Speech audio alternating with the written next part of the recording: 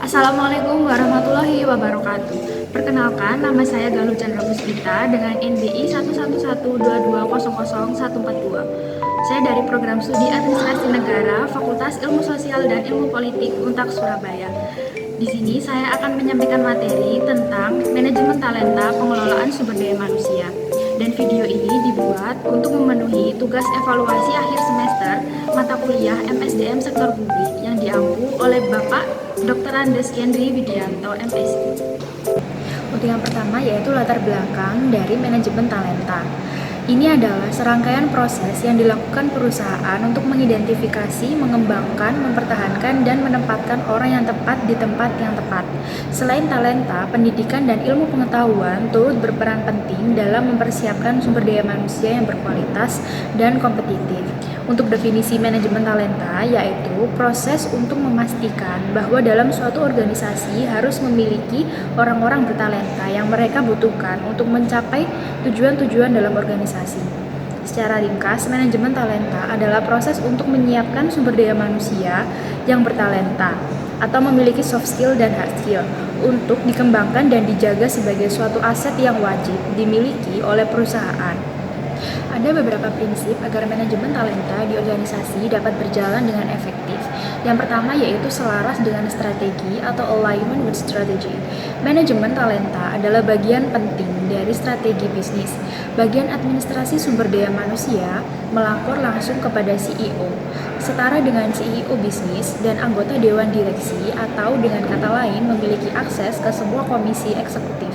Terdapat sebuah forum yang disebut Human Resource Consulting Group dipimpin oleh CEO sumber daya manusia yang mempertimbangkan dan menyetujui sebuah kebijakan HRM atau Human Resource Management, di mana mayoritas melaporkan kebijakan manajemen talenta agar dapat mempermudah strategi manajemen talenta.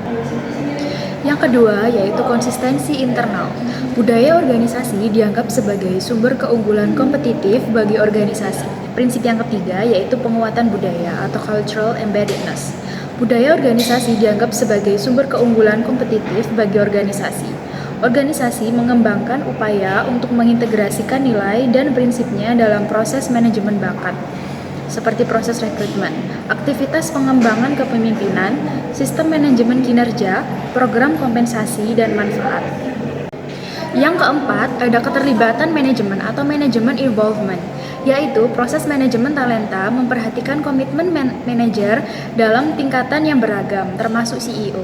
Para pemimpin sangat terlibat dalam proses manajemen talenta, karena identifikasi talenta hingga definisi rencana sukses dari mereka akan berdampak langsung kepada prinsip-prinsip manajemen talenta organisasi. Prinsip yang kelima, ada keseimbangan antara kebutuhan global dan lokal atau balance between global and local needs. Organisasi menghadapi dua kebutuhan utama, yaitu menjawab tuntutan lokal dan memelihara strategi HRM atau Human Resource Management yang koheren. Yang terakhir, ada branding perusahaan melalui diferensiasi atau employer branding through differentiation. Organisasi menggunakan merek branding, pemberi kerja sebagai strategi pemasaran. Oleh karena itu, ada cara-cara kreatif dan inovatif yang memungkinkan mereka membedakan diri dari pesaing mereka dan menjadi menarik bagi calon karyawan yang memiliki bakat potensial. Materi selanjutnya yaitu langkah-langkah dalam membuat model manajemen talenta. Yang pertama yaitu memilih kompetensi. Kompetensi ini meliputi skills, attitudes, dan behaviors yang dibutuhkan untuk menyukseskan suatu pekerjaan, sehingga harus dipilih sesuai kebutuhan perusahaan dengan tepat. Langkah kedua ada divine measurement skills atau mendefinisikan skala pengukuran. Rating skills akan menentukan bagi kompetensi yang dipilih berdasarkan level pada organisasi dengan menggunakan pendekatan pada faktor-faktor yang dinilai pada evaluasi pekerjaan. Langkah yang terakhir yaitu develop a structure interview outline. Menggunakan skala pengukuran dan kompetensi, rekruter mengembangkan dan membuat daftar list pertanyaan langsung yang berhubungan dengan pekerjaan. Ada beberapa faktor yang mempengaruhi manajemen talenta. Yang pertama yaitu nilai tenaga kerja. Nilai tenaga kerja adalah sebuah kesempatan mencari tenaga kerja dan menyeimbangkan kehidupan tenaga kerja dengan kehidupan di luar kerja. Faktor kedua yaitu keadaan demografi. Demografi dunia yang berpengaruh terhadap pool talenta dan cara organisasi beradaptasi terhadap tenaga kerja yang beragam latar belakang budayanya. Faktor yang ketiga yaitu ada perubahan peran profesional sumber daya manusia. Perubahan peran profesional sumber daya manusia dalam era globalisasi ini tidak dapat dihindari. Perannya jauh lebih luas, yaitu mulai dari peran sederhana memberi pelayanan kepada karyawan, antara lain pelatihan, coaching, dan konseling, sampai dengan cara mengimplementasikan work-life programs inovatif dalam rangka untuk menarik dan mempertahankan beberapa karyawan kunci. Faktor keempat yaitu strategi perubahan untuk melaksanakan manajemen talenta. Yang pertama ada bimbingan atau coaching untuk mempertahankan karyawan. Yang kedua subkontrak dan subkontraktor.